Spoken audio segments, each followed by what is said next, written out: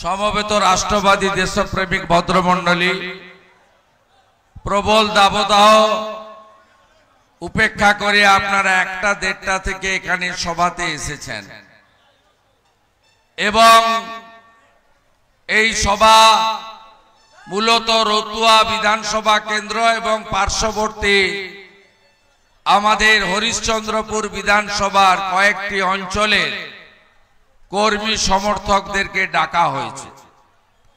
এই তীব্র দাবদাহের মধ্যে আপনারা এখানে উপবিষ্ট হওয়ার জন্য আমরা ভারতীয় জনতা পার্টির পক্ষ থেকে আন্তরিক কৃতজ্ঞতা, অভিনন্দন, শ্রদ্ধা, শুভেচ্ছা, নমস্কার, জোহার জানাই।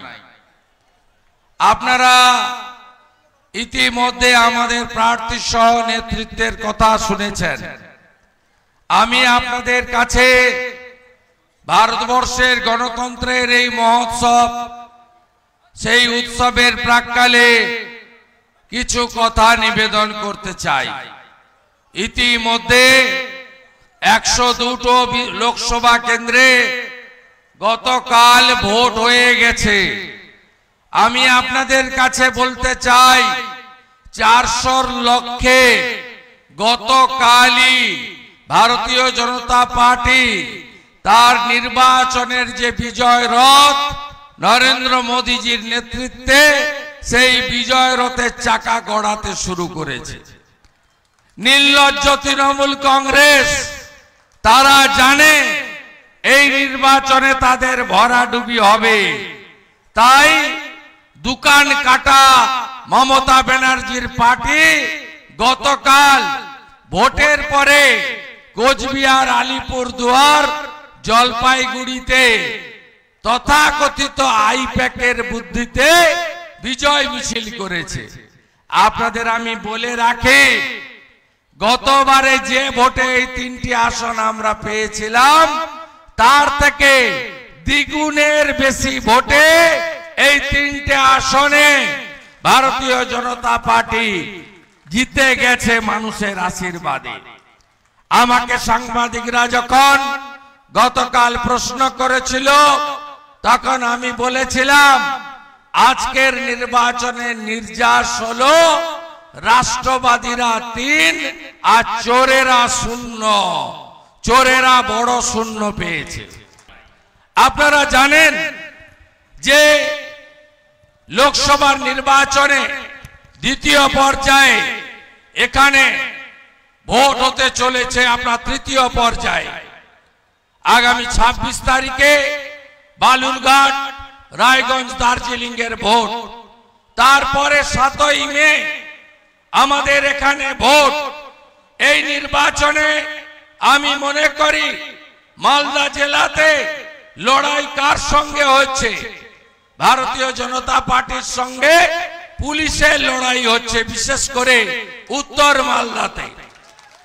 আমি আপনাদের দায়িত্ব নিয়ে বলছি যে ভারতীয় জনতা পার্টি এই নির্বাচনে উত্তর মালদা থেকে 1 লক্ষেরও বেশি ভোটে জিতবে। কোন পুলিশের ক্ষমতা নাই। প্রদীপ যাদব কান খুলে শুনে রাখুন, ঠিকা নিয়েছেন না?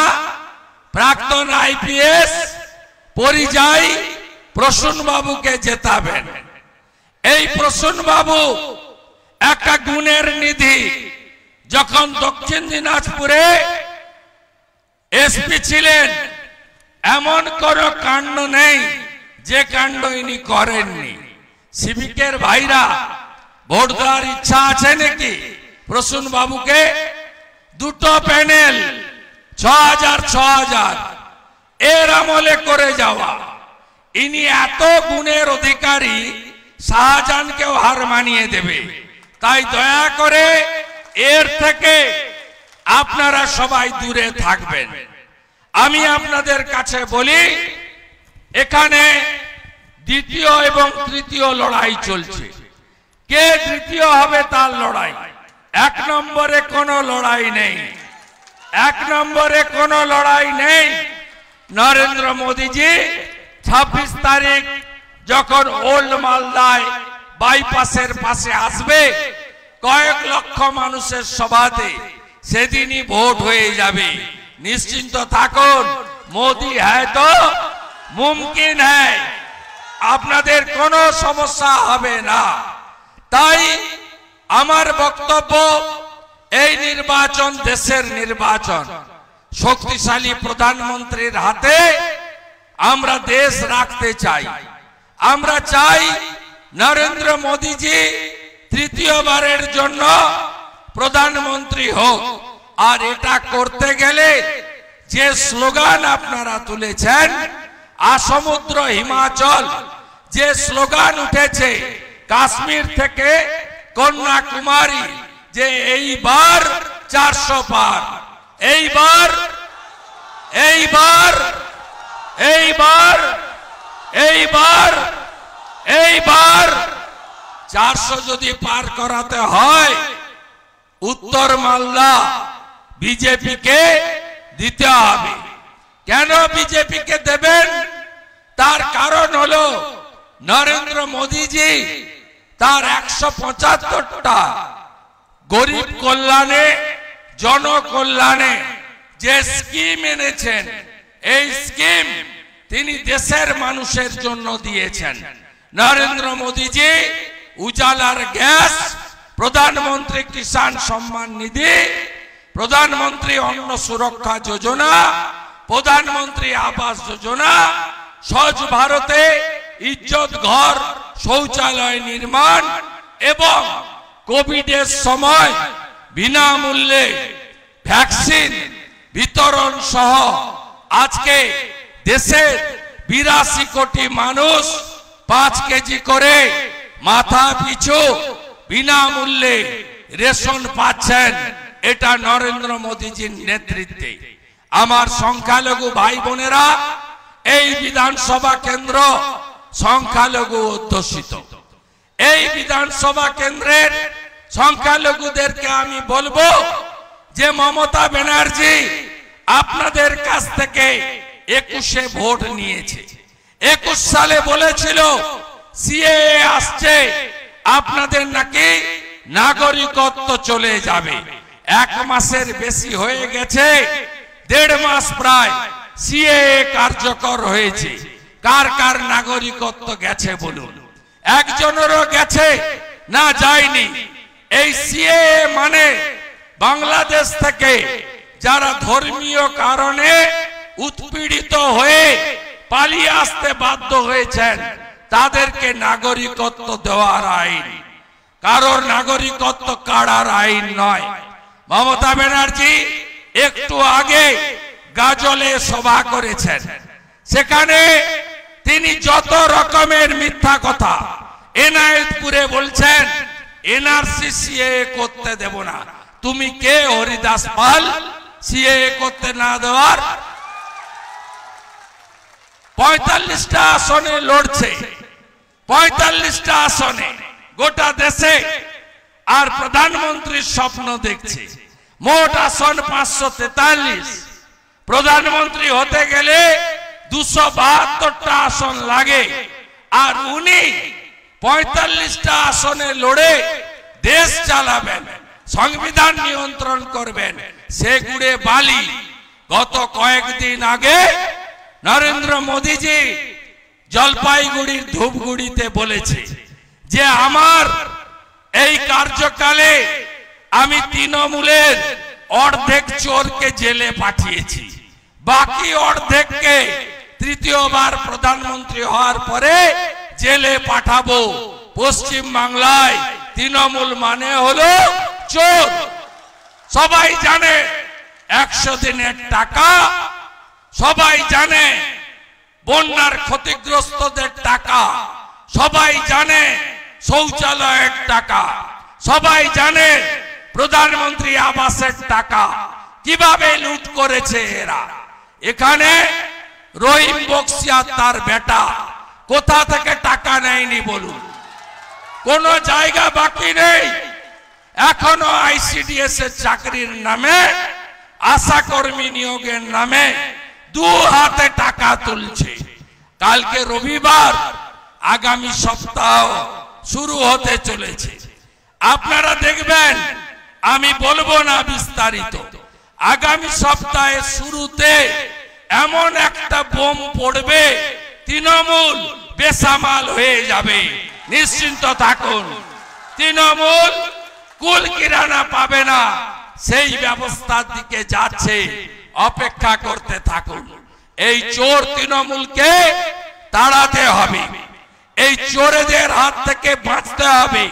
গোটা মালদা জেলায় 100 দিনের কাজে ওদের প্রধান জেল খাটছে, ওদের বন্যার যে ক্ষতিপূরণের টাকা তার জন্য জেল খাটছে তৃণমূলের পঞ্চায়েতের লোকেরা। এই চোরেদেরকে শিক্ষা দিতে হবে। কি বলছে? লক্ষ্মীর ভান্ডার বন্ধ হবে। লক্ষ্মীর ভান্ডার আপনাদের কি পৈতৃক সম্পত্তির টাকা? ও তো পশ্চিমবঙ্গের জনগণের টাকা। আমরা বিজেপি, আপনারা শুনে রাখুন, আমাদের সরকার যেদিন রাজ্যে আনবেন তার পরের মাসের 1 তারিখ থেকে আপনারা 1000 নয় 3000 টাকা করে লক্ষ্মীর ভান্ডারে পাবেন। নাম বদলে দেব অন্নপূর্ণা ভান্ডার। মায়েরা জোট বাঁধুন, সন্দেশখালীর বদলা নিতে হবে, সন্দেশখালীর বদলা নিতে হবে। যদি মায়েদের ইজ্জত সম্ভ্রম লুণ্ঠনকারী তৃণমূলকে শিক্ষা দিতে হয় আর মাঝ রাতে এই নেতাদের পিঠে খাওয়া বন্ধ করতে হয়, তাহলে আগামী 7 তারিখে খগেন মুর্মুজিকে পদ্ম ফুল চিহ্নে বোতাম টিপে ভোট দিয়ে নির্বাচিত করতে হবে। এই বিনম্র আবেদন আপনাদের কাছে আমি করতে চাই। এই মালদা জেলা একদিকে নদী ভাঙন, কিছু করেনি। চাই মন্ডলদের সমস্যা মমতা ব্যানার্জি সমাধান করেনি। কেন মালদা জেলায় এত পরিযায়ী শ্রমিক হবে? মালদা জেলা থেকে হাজারে হাজারে যুবক ছেলে বিজেপি শাসিত রাজ্যে তারা যায় কাজের জন্য, আর দুর্ঘটনায় মারা যায়, তাদের দেহ এখানে ফিরে। আপনাদের কাছে আমি কথা দিতে পারি যে ভারতীয় জনতা পার্টি কোন সম্প্রদায়ের বিরোধী নয়।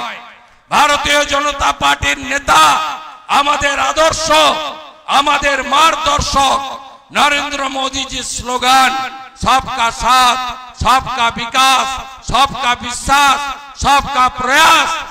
আমাদের মোদীজির নেতৃত্বে রাষ্ট্রবাদ, দেশপ্রেম তাকে শক্তিশালী করতে আর দেশকে আরো সুরক্ষিত করতে আপনারা আমাদের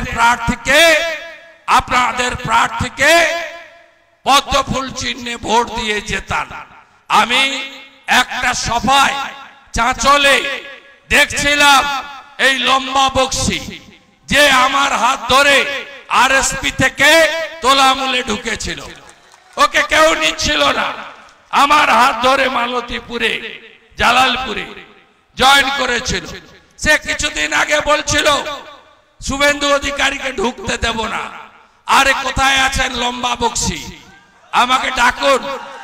আমি তো আপনার এলাকায় এসেছি, রতিয়াতে, আমি বাহালারে এসেছি, ডাকুন আমাকে, দেখা হোক এখানে। এই মস্তানদের সোজা যদি করতে হয় পদ্ম ফুলে ভোট দেবেন। একটা বড় মস্তান ছিল কেষ্টমন্ডল, তিহার জেলে আছে। আরেকটা মস্তান শেখ শাহজাহান, তার অবস্থাও আপনারা দেখেছেন। এই মস্তান গুন্ডা আর দুর্নীতিবাজদের হাত থেকে এই মালদা জেলা, এই পশ্চিমবঙ্গকে বাঁচাতে হবে এবং পদ্ম ফুল চিহ্নে ভোট দিয়ে নির্বাচিত করতে হবে। আপনারা গরমের মধ্যে অনেক কষ্ট করে এসেছেন। বাইরে যারা থাকেন পরিযায়ী শ্রমিক, প্রত্যেকের সঙ্গে যোগাযোগ করবেন, বিজেপিকে আনুন। বিজেপিকে আনলে 450 টাকার গ্যাস, সমস্ত ভাতা 3000 টাকা, অন্নপূর্ণা ভান্ডার 3000 টাকা, পরিযায়ী শ্রমিক 50 লক্ষ তাদেরকে বাড়িতে ফিরিয়ে আনা, 2 কোটি বেকারের মুখে হাসি ফুটানো। এটা আমরা করব। নরেন্দ্র মোদীজির নেতৃত্বে পশ্চিম বাংলায় ডবল ইঞ্জিন সরকার যদি করতে হয়, এই নির্বাচনে লোকসভার ভোটে আপনারা খগেন মুর্মুকে পদ্ম ফুলে ভোট দিয়ে জয়যুক্ত করবেন। গঙ্গা ভাঙন সহ অন্যান্য যে সমস্ত আপনাদের উপরে উন্নয়নের দিক থেকে বঞ্চনা হচ্ছে, আগামী দিনে আমরা কথা দিয়ে যেতে পারি, আমাদের রাজ্য সরকার এলে প্রথমেই আমাদের মহানন্দ টোলা থেকে ভূতনি পর্যন্ত, বৈষ্ণবনগর থেকে আপনাদের এই এলাকায় গঙ্গা ভাঙনের স্থায়ী সমাধান যদি কেউ করতে পারে, বিজেপি পারে। তাই কথা বাড়াবো না। অমৃতিতে আরো একটি সভা আছে আগামী 26 তারিখে সকালবেলা। মোদিজি গোটা দেশ ঘুরছেন, প্রতিদিন 4টে 5টে 6টা করে সভা, তার টাইমে সভা করতে হবে। সকাল সকাল মোদিজির সভাকে ব্যাপকভাবে ভরিয়ে দেবেন, এই আবেদন রেখে প্রচারের শেষ লগ্নে ওল্ড মালদাতে আরেকবার আসার ইচ্ছা প্রকাশ করে আপনাদের সকলকে ধন্যবাদ।